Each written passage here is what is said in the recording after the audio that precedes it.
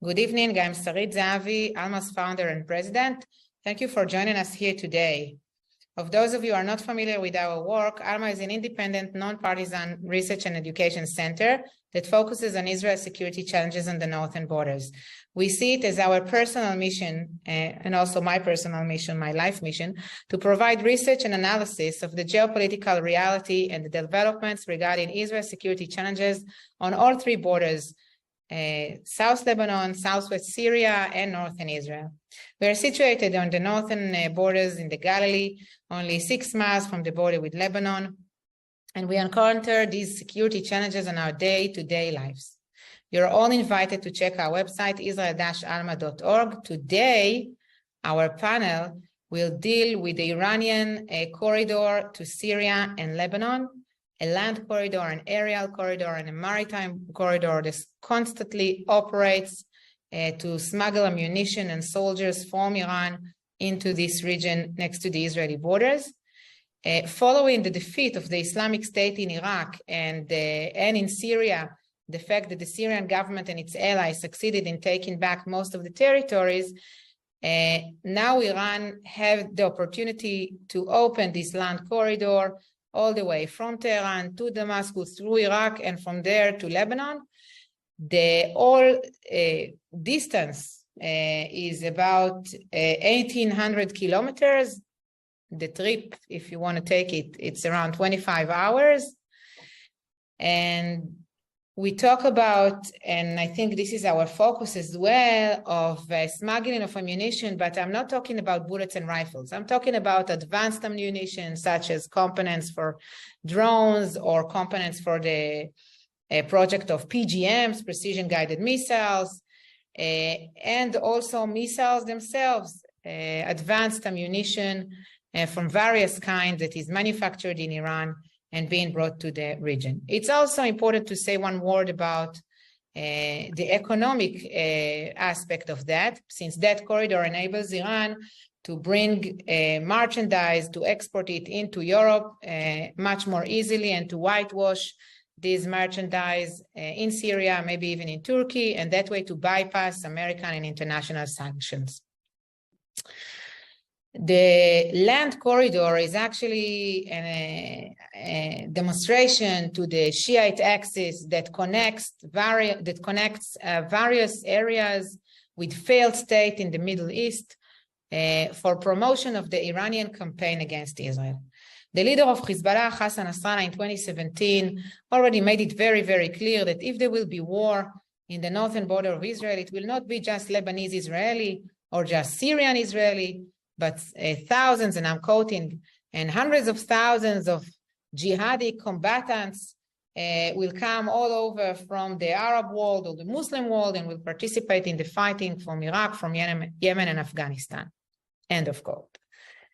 To deal with this challenge or security challenge, Israel developed, startup nation, developed the campaign between the wars. How do you fight something without getting into war? How do you disrupt, thwart, and impede this smuggling of advanced ammunition? And we'll talk in details about this campaign between the wars and how it is going on in the past few years. In 2017, this land corridor from Tehran all the way to Lebanon, was prioritized by Iran, as I've said, after the defeat of ISIS, and a lot of military infrastructure was built along this corridor to secure it and to give it logistic support. This happens mainly in the military bases in Iraq and in Syria, and in new bases that were established by the proxy militias of Iran that are in the regions, those who are subordinate to the IRGC. But it became more and more difficult to cultivate this ground corridor. The campaign between the wars attack, the fact that this land corridor, as I've said, is pretty long, made Iranians to go back more and more in recent years to the maritime corridor, to the aerial corridor. Of course, all of that is by using civilian cover, civilian flights, and even civilian ships. They are much quicker, but it is I must say it is easier to follow. It is easier to follow a ship. It is easier to follow an airplane than just to follow a truck. And that way, between the years 2020 to 2022, the campaign between the wars succeeded in damaging this air and maritime corridor, while the land corridor was never completely abandoned. And now we see that it is evolving and expanding, and we see more and more activity to use the human shield tactic, to use the civilian infrastructure for the land corridor itself. As I've said, it is much more difficult to trace trucks that are just traveling, usually innocent trucks, civilian trucks, carrying ammunition, but outside they look civilian, traveling in a distance of 1,500 to 1,800 kilometers, much more difficult to find them than a ship or an airplane. Here in Alma Center, we published the full report on the Iranian corridor. We mapped the different routes of the land corridor. And in order to discuss this issue in depth, I invited Jonathan Spire, who is a journalist and a Middle East analyst. Spire is the director of research at the Middle East Forum, the founder of Middle East Center for Reporting and Analysis, and a research fellow at the Jerusalem Center for Strategy and Security. Spire is a freelance security analyst for Jane's Information Group and a columnist at the Jerusalem Post. He is the author of Days of the Fall, a reporter's journey in the Syria and Iraq wars, 2017, which deal with his extensive field reporting in Syria and Iraq over the last decade. I am honored to have you with us today, Jonathan. Thank you, Sarit, and thank you very much for inviting me. So, Jonathan, we are jumping straight to the map to see how it looks like. Henry, if you can put the map. And let's start from the beginning of the corridor, from Tehran, from Iran, and from there to the border crossing in Iraq. Can you describe a little bit how this works in these regions? Does this affect from what is happening there, from the political situation in those countries, from the demographic situation in these countries? Absolutely, yeah. Yes, well, first of all, I think it's really important to differentiate between the different countries through which the corridor we're discussing travels, because of course the political dispensation in each of these countries, in Iran, in Iraq, and in Syria, is very, very different. That's to say, in Iran itself, of course, the Iranian regime is dominant. So when we talk about the corridor, of course, it's interesting to note that it begins in Tehran Tehran area because of the presence of military industries there and so on. But actually, the Iranians, with regard to Iran itself, of course, are free essentially to take a corridor wherever they want. So the political significance, so to speak, of the fact that the road goes a particular direction and not another direction is less, because obviously the Iranians are the bosses in Iran, and they don't have to worry where they take things. They take things as to what makes sense.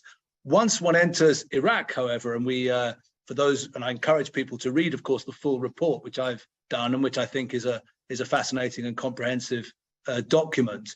Once the corridor passes through Shalamcheh border crossing and then into Diyala province in Iraq, then the political and demographic issues begin to come into play.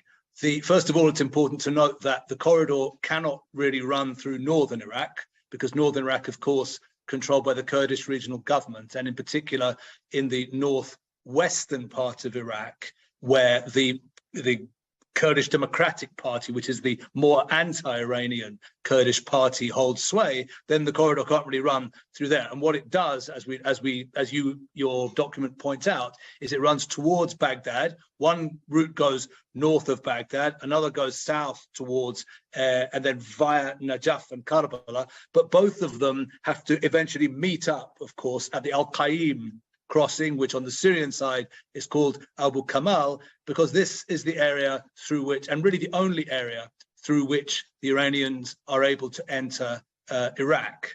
And there are two reasons for this, of course, and this is because other potential points of entry have been blocked. Namely, to the south, the most sensible, in a way, or obvious place to enter Syria from Iraq if you want to get westwards towards Israel, towards the Golan Heights and towards Lebanon, would of course be the Tanif crossing. But the Americans have a base there. The Americans, in cooperation with a Syrian rebel group called Maghawara Thawra, which translates as kind of the commandos or raiders of the revolution, maintain a presence. There's only around 100 United States service people there, but they maintain a 50-kilometer fire zone around the base, with the result that the Iranians are simply not able to enter through that road, which would be the instinctive clear road which they would want. And therefore, having come through either from the south or from the middle through Iraq, because they can't go through northern Iraq, and coming to Al-Qaim and Al-Kamal, then what they have to do, and this I think your document shows very nicely, is they have to follow a kind of convoluted route, having gone through Al-Kamal, in order to then push further westwards. They kind of come through Al-Kamal up towards Mayadin, and then you show, I think, 3 further routes westwards. A couple of points about the political and demographic background to this.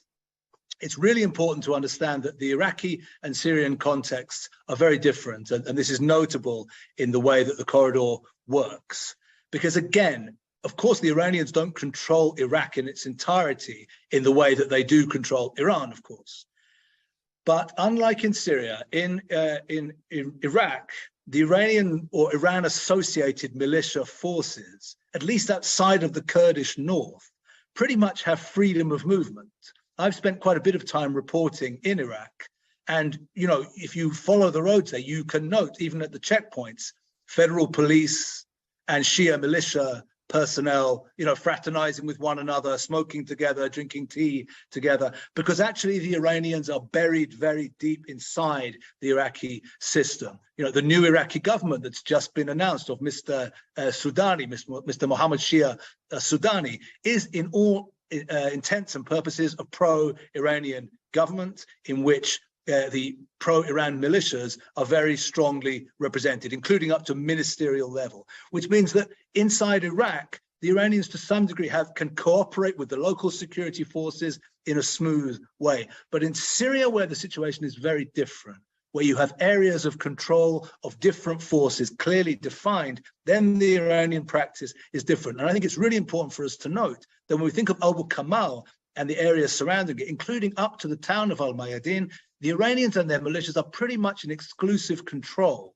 In other words, the Assad regime and its armies is not really coming in there to bother them. The Assad regime leaves them to it, and they really control that border and the bases around it, which your document, discusses in detail. And I think it's very important for people to be aware of that distinction in modus operandi between Syria and Iraq with regard to the corridor, relating to the nature of the Iranian presence in each of those countries. I can go on and discuss other areas. I'm wondering, you talk about the northern route. Let's say to work about the southern one, which is much, much longer, but we cannot ignore it.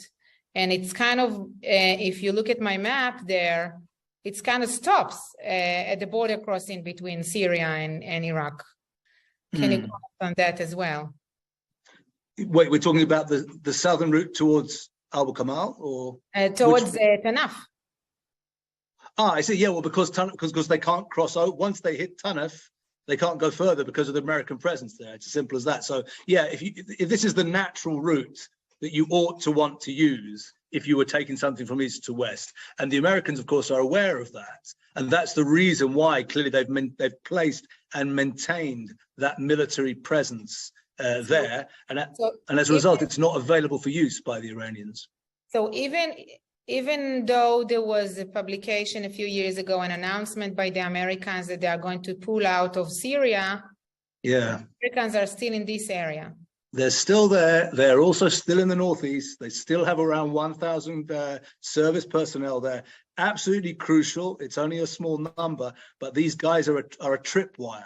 That's to say, if anybody comes and messes around with them, they understand that the American Air Force, is also present at Al Udeid, and the American Army is still there, parts of Iraq, and they can all be there within 5 minutes with with as much firepower as anybody could possibly want. So these presences are very, very significant indeed. From an Israeli point of view, and you can see from the point of view of the map, it really matters, because if you could get through Al Tanf, then you have a straight road all the way towards the Quneitra crossing, so to speak, and the Golan Heights. So, the fact that the Americans are there is very significant. I think maybe we should also talk about... We must clarify for everybody listening that there is no fence, there is no wall. All these borders marked in my map in white are actually borders that you don't see them when you visit the site, or hardly see them. Indeed, and of course that's an important point, because then the natural question will be, okay, is there smuggling also going on? Is there that kind of, and the answer is yes, there is. But when it comes to the kind of corridor you're talking about, which is not just about taking one little car's worth of goods, but a real industrial process of travel, then a little smuggling route is not good enough. You need a highway. And this Al Tanf base blocks the available road route westwards. And that's the really crucial thing. Would you like us to discuss the north as well and the Kurdish-Syrian issue? Yes, I appreciate that if you can discuss the north. But before moving to the north, I'm just so curious. I have one more question about the middle one, which is in the middle of Iraq, because I remember that during the civil war in Iraq, and when ISIS was part of the picture, everybody spoke about the tribes in Iraq that are supportive of ISIS. Does this corridor, and you see this central corridor in my map, does this safe for the Iranians to travel in this desert where there are so many Sunni tribes over there? So it's a really fascinating and involved question, because as you correctly point out, some of the tribes indeed were, the Bukhara and others were working very closely with ISIS, and ISIS still exists. It still exists in that area, and it still exists specifically in the desert west of Abu Kamal, where of course you have to get through if you're the Iranians heading towards Palmyra and then further westwards. There is a danger there. It's not that ISIS are completely absent, and that is why I think, at least from my knowledge, the middle route from Abu Kamal rather than the southern one is the one which the Iranians will tend to use, because that road's a bit safer and it's got a larger military presence on it. The southern route towards Palmyra is a very, very remote road indeed, just going past a number of oil stations. And I think they're very concerned about that, and they will tend to use that less. Having said that, we shouldn't exaggerate the presence of ISIS at this time. ISIS is massively weakened compared to where it was Iraq? Years ago. The same question about Iraq, the middle areas of Iraq where the corridor crosses?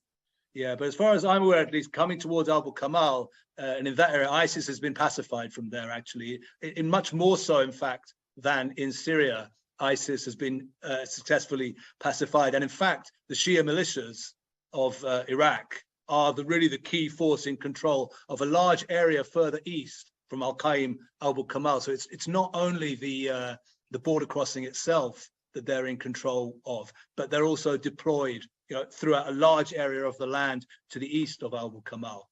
And I would say that ISIS does exist. I mean, looking at the map of Iraq, ISIS does exist further north. I mean, it exists in places that you can't quite see on this map, but places like Mahmur, Karachok Mountains area, they exist further north, but they've been very much pacified from those areas in Iraq, as far as I'm aware. So there isn't an immediate and pressing concern. In Syria, a much more poorly governed place, and in the very, very remote deserts, which is what you have to get through, in fact, when you go west from Abu Kamal towards Palmyra. This is absolutely, you can see on the map, I mean, this is desert landscape. Then yes, there is still an ISIS presence there.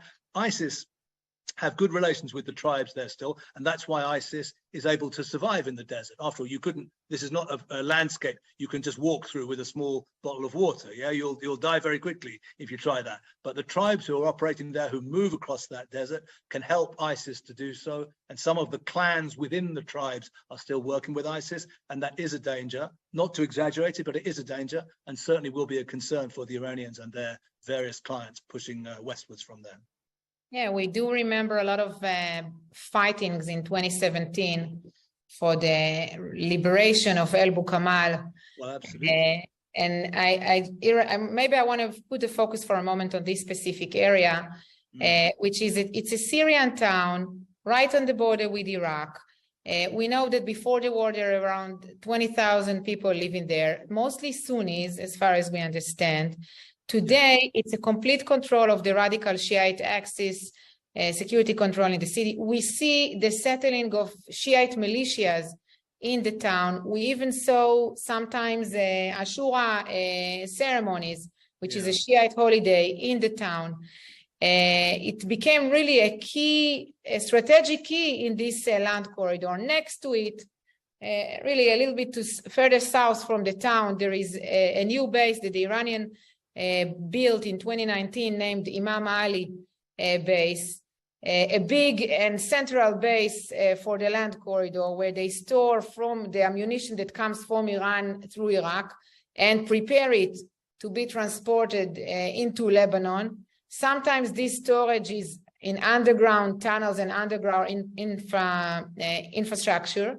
This base is built of 3 areas, one for storage, another one for air defense systems, and also areas to launch missiles. And we actually see that this area is kind of, and I know there is another one which we'll talk about later in Homs, and there is another one in Damascus, kind of Iranian areas inside Syria that enable, that the civilian control, the civilian establishment enables Iran, the military establishment, almost the same way we've seen in Lebanon, actually. Yeah, absolutely. If I'm moving forward around that, I want to say a few words about the campaign between the wars, because we are talking about what the Syrians are doing. We are talking about, what the Iranians are doing.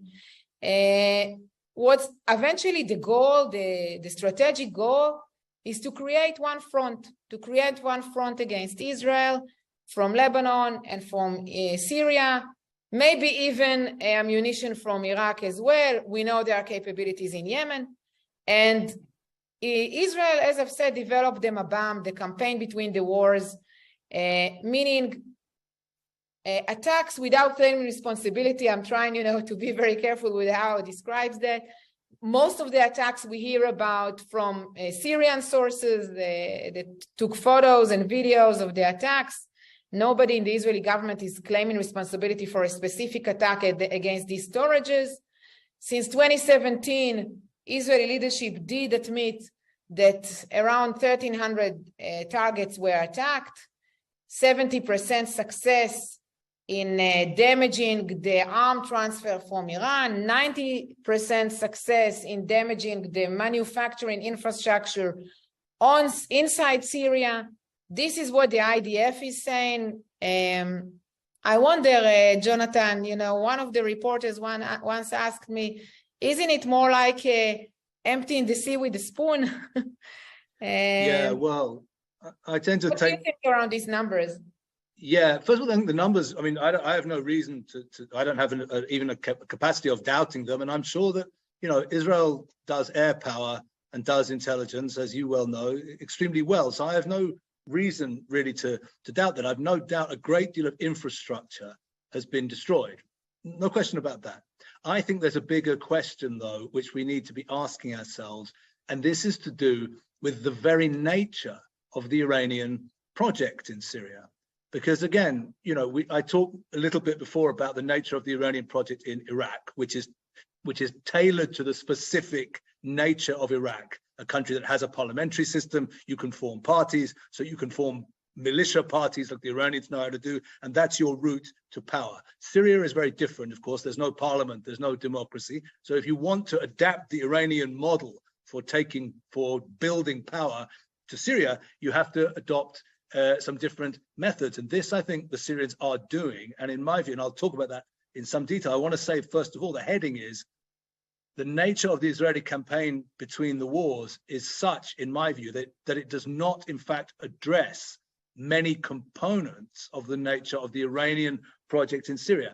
It addresses one component, and it's very possible, as Israeli officials have said to me when I've asked this, they say, yeah, okay, but we're addressing the one which is most urgent for Israel.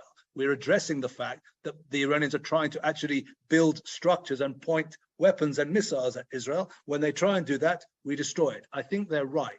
But I think what they fail to see is there is a great deal of depth behind those points which are not being addressed, and in fact cannot be addressed by an air campaign, simply because of the nature of the project and the nature of air warfare, with all its power and with all its limitations. So briefly, what do I mean by that? What are the structures we're talking about in addition to what is being destroyed? We're talking about, of course, the presence of foreign proxy militias working for the Iranians on Syrian soil, the Afghan Fatemiyun, the Pakistani Zainabiyun, the various Iraqi militias and so on. We're talking about locally recruited structures as well, where the Revolutionary Guards, as your center has documented quite extensively, are recruiting local Syrians, usually Sunnis, for money, into Iranian-controlled structures. These structures are not destroyed from the air by the Mabam. We're talking, as you mentioned also, about imported population into certain areas, Sayyida Zainab, you mentioned, and others, where the Iranians are bringing in Shia from Iraq, sometimes from Iran itself, in order to settle there and take control of areas, usually, by the way, Sunni areas, which were depopulated in the course of the civil war and where the population has not been permitted to return. We are talking about a couple of other points. We're talking about structures within the Syrian armed forces itself.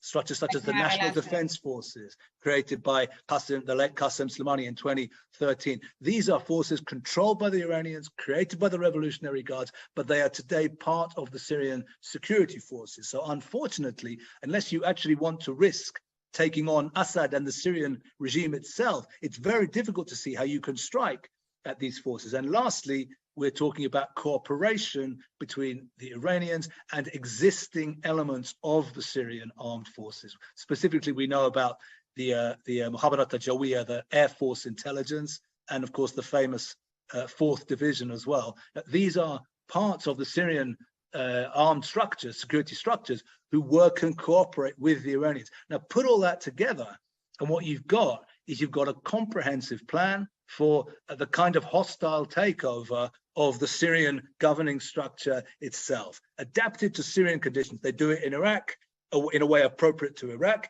In Lebanon, they've already done it, actually, in my view, in a way that was appropriate to Lebanon. And in Syria, they adapt it to local conditions. This is the nature of the Iranian project. These are its dimensions. And when you compare that to Israel's air campaign, accurate and effective in its own terms, as it has been, you understand exactly what the journalist meant when they said to you, are you not trying to empty the sea with a spoon, or whatever the phrase was, that, there's something massive going on here.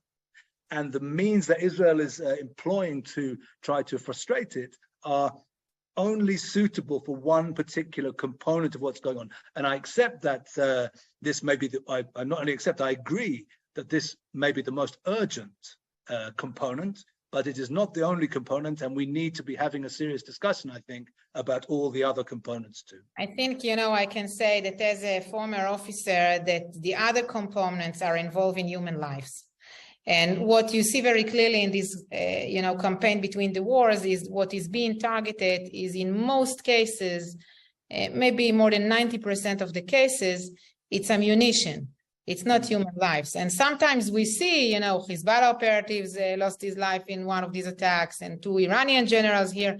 But eventually what the campaign between the war is targeted is ammunition, and making sure that the campaign is ambiguous. We don't claim responsibility for the attacks in order not to damage the honor of the other side, not to encourage the other side to bring back its honor and to retaliate.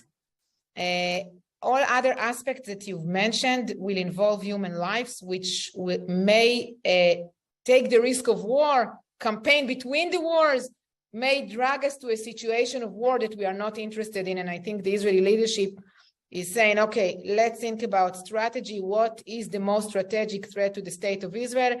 It's this advanced ammunition that is being transferred into Syria. It's, as I've said, it's not even all the ammunition that is being transferred into Syria, just the advanced one, the one that really has strategic meanings. And with this, we will fight. I must ask you. You gave such a fascinating explanation, and I was thinking you are one of maybe very few, maybe the only one. I don't know. Israelis that visited Syria in really like the hardcore, in the middle of the civil war, and I wonder whether back then when you visited Syria, Did you see the signs that this is where this is going? Did you already back then saw, the fingerprints of the Iranians already trying to integrate into the Syrian government and making this and building this infrastructure at their beginning?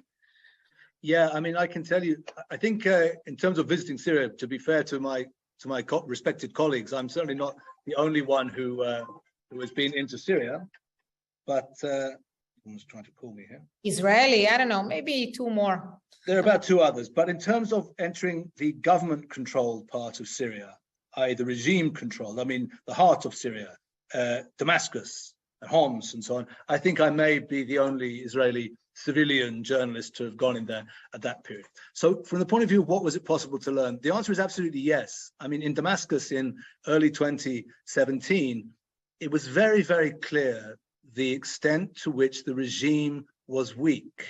And it was in fascinating contrast to the message that the regime was successfully, at that time, selling to the global media, because the global media couldn't come to Damascus. They were not giving them visas. So everyone was writing, the regime is now strong, they've taken back Haleb, Aleppo has now fallen back to the regime, Assad is on his way back. And then when you went to Damascus, you realized that security on the ground, I mean, the checkpoints in Damascus were entirely held by the National Defense Forces. The National Defense Forces was a militia created by the Iranians within the Syrian armed forces. So you immediately realized that something for sure was defeating the rebellion. But the something that was defeating the rebellion was not the army of Assad. It was new structures that had been created by the Iranians on the soil of Syria. This is firstly. Secondly, what we came across in Damascus in that period was the strength also of the Russians on the ground. The way in which, I won't go into lots of different anecdotes, but I came with colleagues across situations where people wanted to call the police or people had had problems. And when they called the policeman would ask them, is the person you're having a problem with Russian? And if the answer was, well, actually, yes, it is, the police would say, well, there's nothing I can do about it. As if it's Russian, they would just hang up the phone. It was in the Syrian capital of the victorious Assad regime in early 2017, the police force of the regime were completely helpless in the face of, drunken Russian soldiers going crazy at 2 o'clock in the morning, or for example, or similar anecdotes, which really tells you something. It tells you who is the real authority. The Russians were in Damascus like the occupying force, not like an assisting force. And the Iranians were there deployed on the ground, handling daily security in the Damascus Old City next to the Umayyad Mosque, in early 2017. So yeah, absolutely. The decrepit nature, the weakness of the Assad regime and the strength of the Iranians and Russians on the ground in that area could not be exaggerated. And when I came back home after those trips, I wrote about it, and many Syria experts took issue with me. And they were like, no, you don't realize that the Syria Assad state is very strong. Assad is coming back, the underlying strength of the Assad state. Okay, so we're 5 years after that now. And I would say that my ideas have not done too badly. It's still clear to everybody today that Assad is extremely weak, and that the only reason why he's able to survive and to continue ruling is because of the presence of the Iranians and the assistance of the Russians. And this is an example, I think, of where being in there on the ground really can help you, to understand things, just to actually be there and see things, because the regime was trying really hard to keep people out, because the regime knew how weak it was, and it wanted to tell the world this story of Assad's recovery. And the only way to realize this was fake was to actually be in there and take a look around and go, okay, something very different is existing in reality. I can tell you that, I didn't visit Damascus, although my father was born there, so I wish I could. But we are trying to follow signs of the Shiites in the streets of Damascus, and which, as you say, it's a symbol to things that are happening below the surface.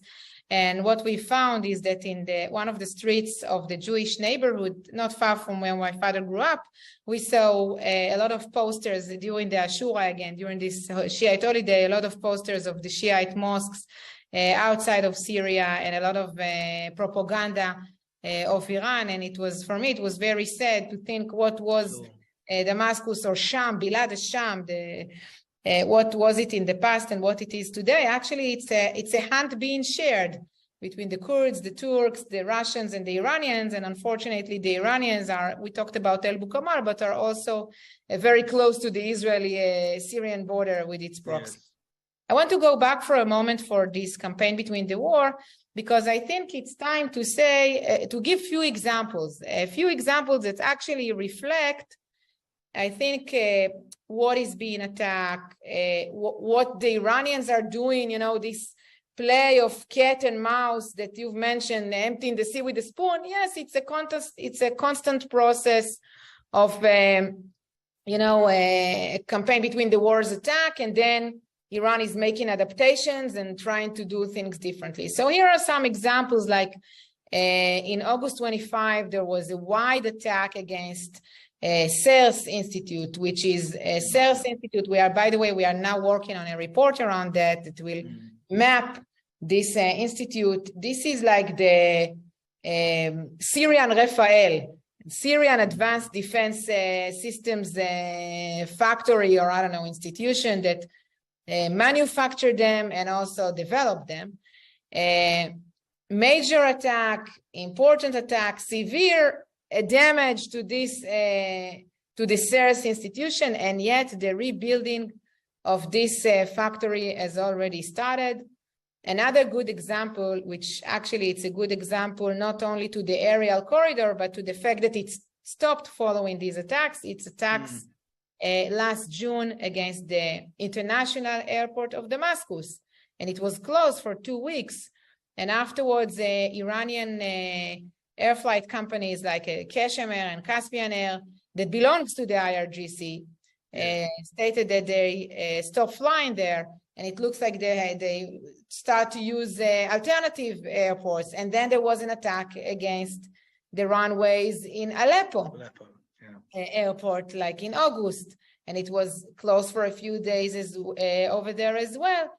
And you know what, I've been thinking that it's an international airport in Damascus. It happened like twice in Aleppo, and it hardly got to the news. Like, I meet really tens of groups every month. I ask them, did you hear that an international airport was closed because of attacks?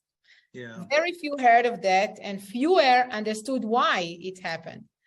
And truly, I feel that you mentioned the misunderstanding about what is Syria.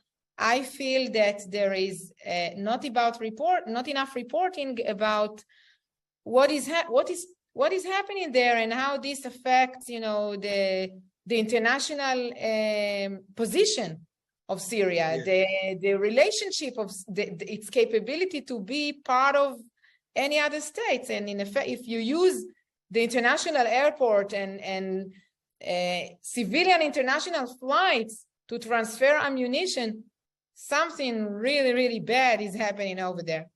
Sure. Yes, I do think, though, I think in a way, to support that point, it shows also the extent to which the current diplomatic situation of Syria is actually very sympathetic from an Israeli point of view. Because for as long as the country is divided and the regime completely lacks legitimacy, to the extent that, you can bomb this airport, this capital city, and no one cares because everyone in the West says, yeah, okay, but it's this Assad Syria. It's not a legitimate, proper, acceptable government. It means that in many ways, or I would say overwhelmingly the case, that the current diplomatic situation is very comfortable from an Israeli point of view, and it would be quite mistaken, in my view, for Israel to be seeking to change it. As you know, this is something of a discussion which we have as Syria analysts in Israel sometimes, because there are some Israelis doing this work, who consider that we should get behind the Emirati friends in the Emirates who have a different view. They want to normalize Assad regime. They want to get past the civil war and begin to reconstruct. From an Israeli point of view, in my view, we should be very careful about any such changes, because after all, if Assad becomes a legitimate president again, visiting, the Queen of England and Macron and whoever else, then people will begin to ask questions. Well, why are you bombing the airports of this nice, normal president that the rest of us have all accepted as legitimate again? From our point of view, it's good that Assad remains isolated, remains illegitimate, so that Israel can carry on doing what it clearly needs to do. I must add that from a moral point of view, how can we legitimate somebody who butchered his own people? Half of the population became homeless, 500,000 people dead, gassed his own people, only tens of miles from the Israeli-Syrian border. This is unacceptable, and I think this is a very clear message that should be sent out specifically from Israel when we speak about never again. To discuss another example that in a minute will take us to a completely different aspect is two attacks in December 2021 against containers in Latakia seaport.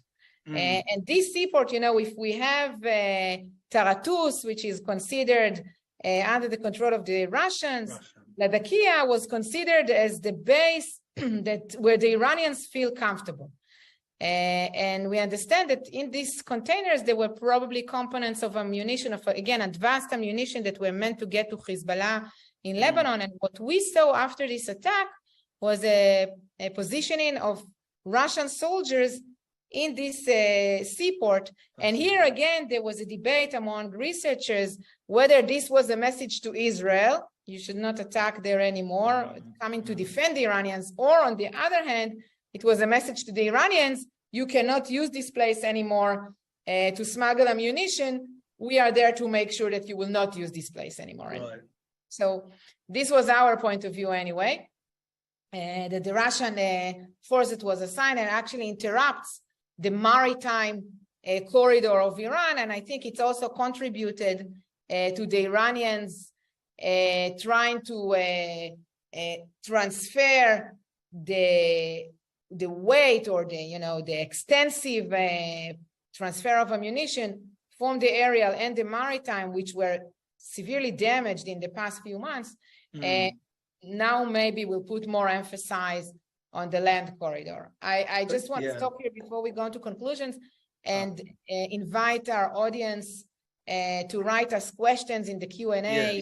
In a minute. I wanted to relate to one thing, which we didn't discuss yet, which I think is important because it comes up in the report, in your report, as a question, which is you say this, leave it as a question, which is the effort by the Iranians to make use of northeast Syria as a component of the corridor, pushing then to Aleppo and then down southwards. And as somebody who's spent a great deal of time on the roads of northeast Syria, I would like to suggest that whilst I have no doubt that the Iranians via Iraq they can get in through Sinjar, because in Sinjar there is a pro-Iranian actually Yazidi militia called YBS, and they could use that. Once they entered through Sinjar though, into Kurdish-controlled Syria, it would be very difficult for them to do anything systematic. I'm sure they could maybe get a car through with something in it, but something resembling a land corridor where they're able to systematically, on a daily basis, bring stuff eastwards to westwards. It would be very difficult because this area, when people think about that area and imagine it, they should understand, there's checkpoints on the roads there every 3 or 4 kilometers. It's a very tightly controlled space. So I'm sure they could get something through if they were lucky, but to turn it into a node on the land corridor, I think would be beyond their capacities at the present time. It's worth remembering the Americans are still patrolling there as well. It's not only the Kurdish SDF. So this was something which was left open as a question mark in the report, and which I'm happy to try to address also from my own experience. I totally agree, and I want to just conclude if we say that, okay, now the Iranians need to adapt. They need to invest more in the land corridor. We agree that it should be probably the middle one with various options. I think that also they try to use more in the land corridor, in opposed to what they did in 2017. They are trying to use more the human shield tactic as well. So if we've seen that mainly with the aerial corridor and the maritime corridor, now we see this in the land corridor as well. We've seen indications, for example, that the Iranians are using buses of pilgrimage that are coming to the holy places for the Shiites inside Syria to visit. And in these buses, okay, there are pilgrimage, but there are pilgrims, but there is also ammunition. There are also components for the PGMs and also components for the drones.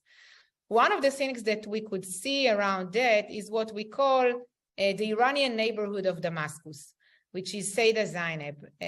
Zainab was a Shiite holy figure in the history of the Shiite Islam. She was the sister of Hussein, the daughter of Ali, that after Karbala fight in Iraq, when Hussein lost his life, she took his head all the way to Damascus.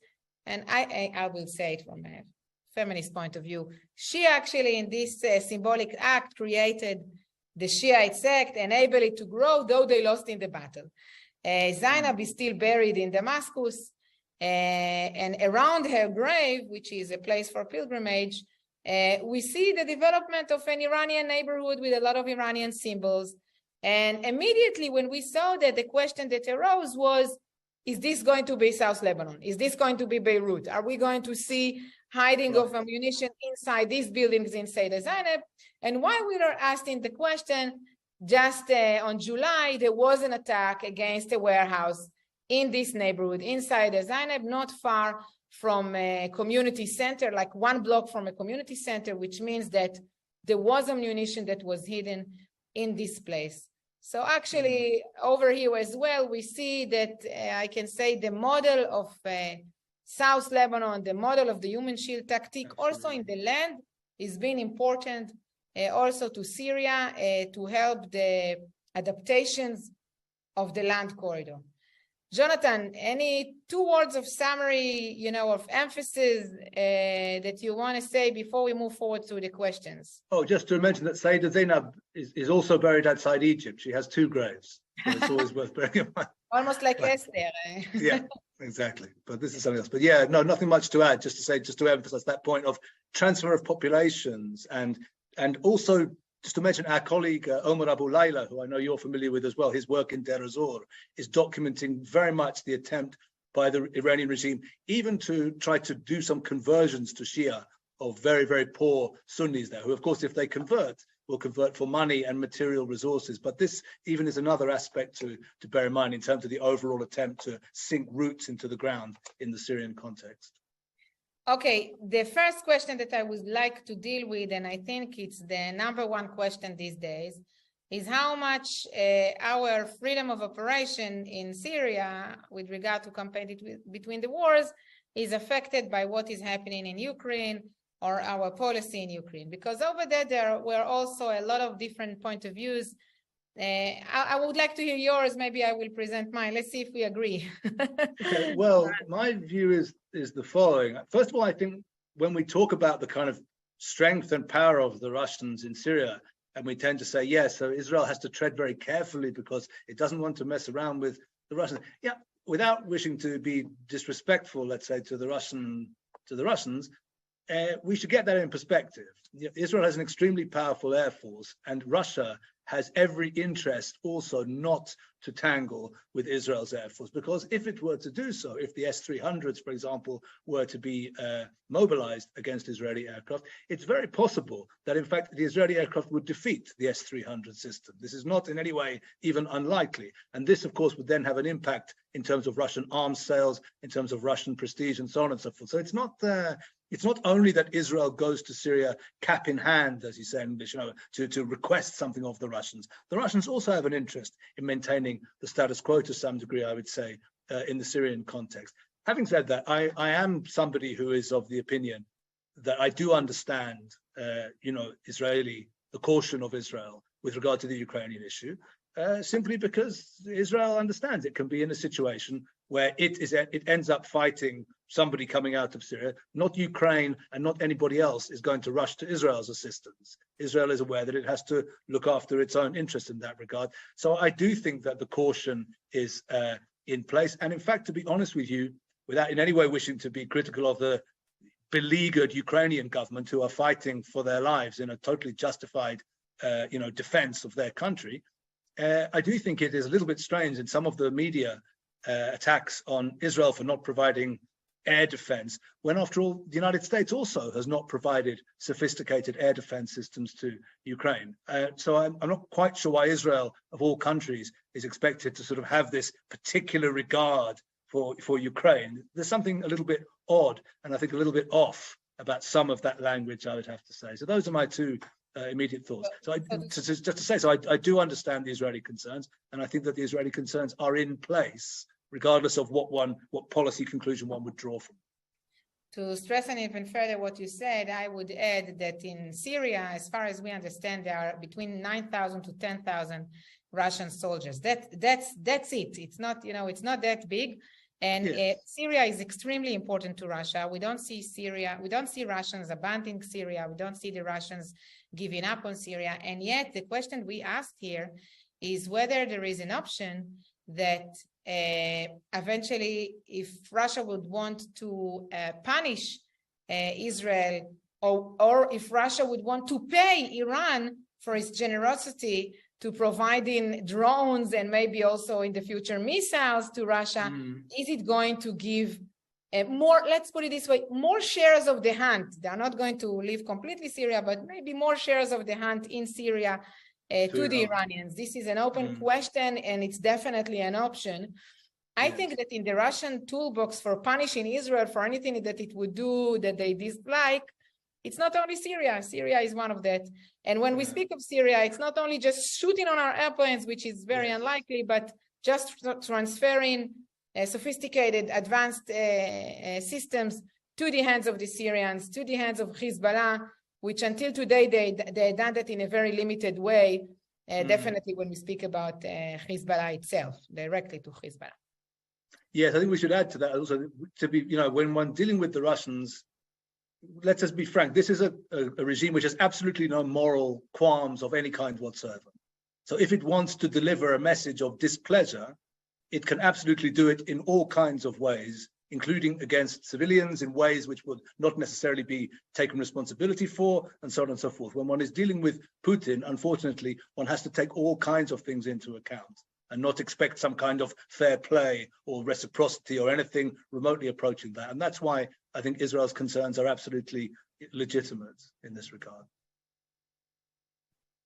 Okay, another question that I see here is how come Iran is not sending more ammunition directly to Beirut if there is the campaign between the wars mainly in Syria? And I think that first we should remember that Syria is much bigger, if you see the Middle East map behind me, than Lebanon. Eventually, to send it directly to Lebanon, it's only just through Beirut airport. And my feeling is that the Iranians are using this route, but they don't want to get caught.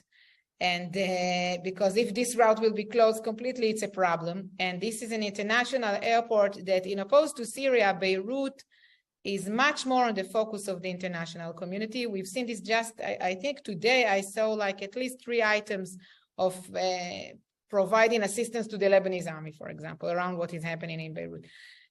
So I think maybe the Iranians are preferring to have these transfers of arms through Syria and then to Lebanon. First, it gives them wider options with regard to the landscape. Syria is much bigger. And second, it less endangers Beirut International Airport. I would only add just a certain caution there, at least from my point of view, to say I think we don't actually know what the Iranians are bringing through into Lebanon as well. Otherwise, it's quite possible that there is much more happening inside Lebanon, and there has already been much more capacity established in Lebanon than we would necessarily know about. And it is interesting to note, I think, with regard to Israel's campaign between the wars, that unlike in Syria, where Israel, is able to act quite freely, in Lebanon, there is a kind of mutual deterrence, actually. In other words, Israel likes to say that Israel has Lebanon, Hezbollah deterred. It's true.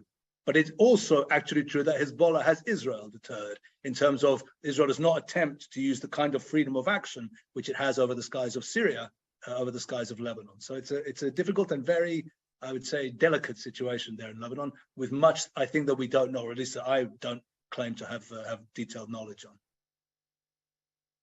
Okay. Okay, I think we can address one last question here, and I think I was asked this question about the protest in Iran. We cannot ignore that. I think that, and as a woman, I truly hope that women eventually will make this revolution that we have been waiting for at least 2 decades, maybe more, maybe since it started. It doesn't stop. It continues. Right. We don't see them giving up. In some areas, it's even escalating. We don't know too much. There is very little information about what's going on there. The Iranians are putting a lot of efforts to close internet here and there. And the information that is coming out maybe gives us a really hard time to evaluate the range, but we understand that it doesn't stop. So maybe 2 questions. Do you think that does it has a chance, or it's going to end like all the rest in the past? And how is this going to affect the land corridor, the routes inside Syria, inside Iran, if there are, demonstrations or protests on the corridor inside Iran? So two really interesting questions. First of all, I think it is impressive, undoubtedly, that these protests have now entered their 8th week. All the Iranians that I speak to, and I'm trying hard to follow that story as well, because of course much of it's happening in Western Iran, very close to the border with Iraq. So you can also follow it through Iranian exiles in Iraq who are speaking to their families in Sanandaj, in Saqqez, and some of these places. I'm trying to do that even on a daily basis at the present time. It hasn't stopped. It is continuing. But can it succeed? I think we need to look. There are two indications which we're looking for, which we don't yet see, which might suggest that Iran is going from a situation of an uprising, and I would say it is today an uprising, not only demonstrations, but from an uprising to a true pre-revolutionary situation. And these would be two things. One would be indications of some kind of split in the security forces in Iran, and there's no sign of that at the present time, at least as far as I'm aware.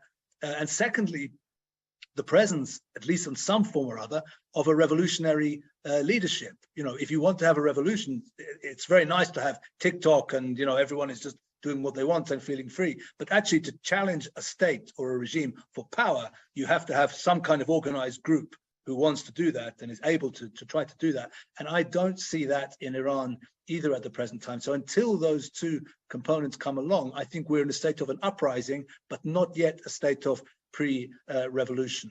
With regard to the implications for the land corridor, I mean, if we think of it in terms of the land corridor also in Iraq and Syria and Lebanon in its totality, frankly, what I think we've always seen with this regime is even when they're under very severe sanctions, even when they're short of money, money and resources are always found for the project of regional interference. That always seems to not be starved of resources. There's always money for Hezbollah, or for the various Hezbollahs which Iran is seeding, in Lebanon and in Syria and in Iraq. And I suspect that will remain the case. It is a fascinating thought that you mentioned that, if the demonstrations continue, will that even disrupt at some point the peaceful progress of Iranian weaponry towards the border with Iraq? It's not unimaginable, though I don't think we're quite at that stage yet. But I do note that in an area of Iran which has tended to be ignored, because we've tended to focus first of all on Kurdistan and then on Tehran and those areas, but in the area of Sistan Baluchistan, where there is a very, very strong uprising going on of Sunni Baluch population there. Just yesterday, 4 policemen were killed at a checkpoint in a remote road in Sistan Baluchistan. Is this an indication of the uprising beginning to enter a different phase where actually arms are beginning to use? I don't know yet, but it's a very significant thing to keep our eyes on, I would say. Jonathan, thank you very much for joining us. This was really insightful and interesting. Everybody, I want to thank you as well for supporting us and joining us tonight. You are invited to join us. You're invited to see the report to read the full report on our website.